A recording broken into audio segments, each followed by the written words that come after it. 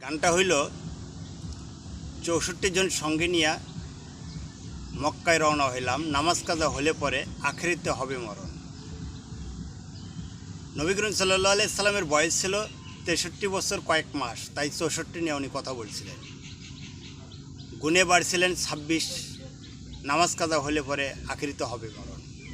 তাই নবী করিম সাল্লাল্লাহু আলাইহি সাল্লামের মেরাজের বয়স ২৭ বছর, যোগ করে ৬৩ আর ২৭ যোগ করে ৯০ বছর, তাই ৯০,০০০ কালাম।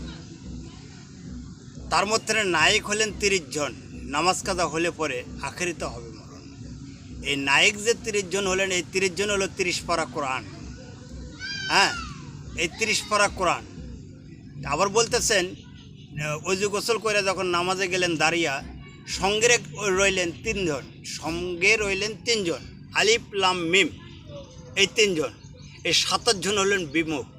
তাই আমরা গুরু ধরা লোকেরা এই আলিফ লাম মিমের কর্ম করি, আর বাকি যে ২৭ পারা আছে তার কর্ম আমরা করি না। আমরা আলিফ লাম মিমে বিশ্বাসী, যার জন্য প্রত্যেকটা লোক আমাদের শত্রু।